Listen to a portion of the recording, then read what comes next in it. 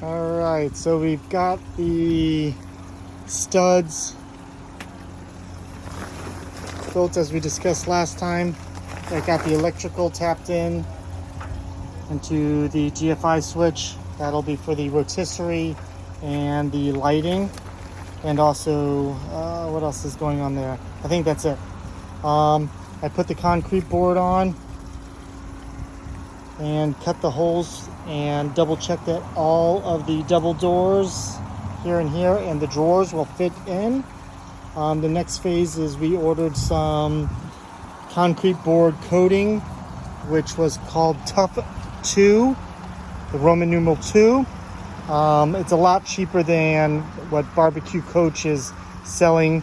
That ends up almost being $300. The Tough 2 is being delivered by Home Depot for about $116 for 5 gallons.